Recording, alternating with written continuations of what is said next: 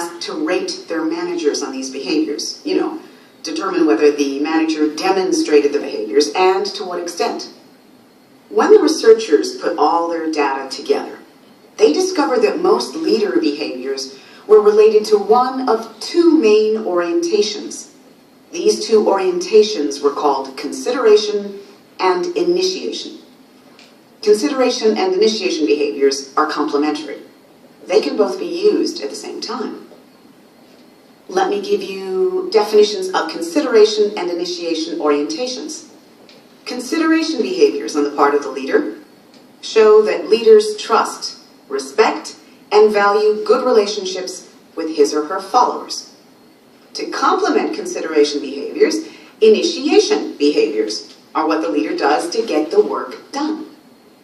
Assigning individual tasks, looking ahead, setting goals, deciding how the work should be done, and pushing the employees to do their work are all examples of initiation behaviors.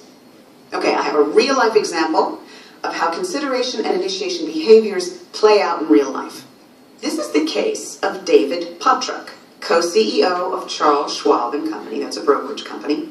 He started out by using initiation behaviors. He was very directive. He used a competitive approach to leading. He didn't show consideration behaviors. As a result, one day, the boss, Charles Schwab, told Pottruck that he had discovered their employees didn't like working with him. The employees felt that Pottruck was forcing his ideas on them, not asking them what they thought, and not asking for their agreement on projects. As it turned out, Schwab helped Pottruck change his leadership style by hiring an executive coach who showed him how to incorporate consideration behaviors into his leadership style. These days, Pottruck shows consideration by explaining problems to his employees and getting their input first. For example, when he realized that the company should probably keep its branch offices open on Saturdays, he explained the need to his branch managers and also recognized that this might be a big problem for them. Rather than resisting the Saturday openings, his branch managers understood the problem and agreed to work with him to find the best solutions for their employees. Now Pottruck uses consideration behaviors often to encourage cooperation and teamwork, as well as initiation behaviors to get work done. But just as behavior research has its strengths, it also has a weakness, just like trait theory did. Behavioral researchers in leadership began to see that the situation the leader was in had a large influence on the kind of behavior that was effective. Therefore, researchers began to look at the situations that caused leaders to behave in certain ways. They discovered a few things. When employees experience a lot of stress due to deadlines or unclear tasks, initiation behaviors will increase employee satisfaction and performance.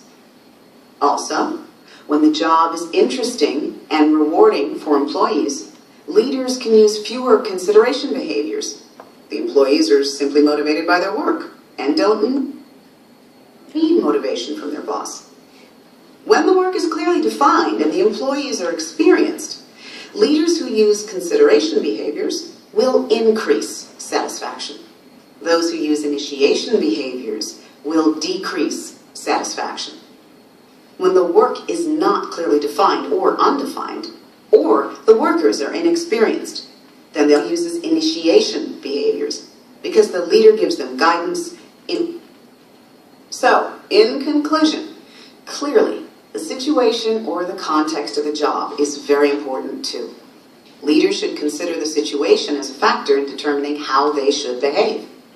So, this information means that we need to look next at situations of leadership. That is, how the situation can affect how a leader should behave. Right. So, we'll leave it at that for now. Your homework is to read about situational theories of leadership for next week.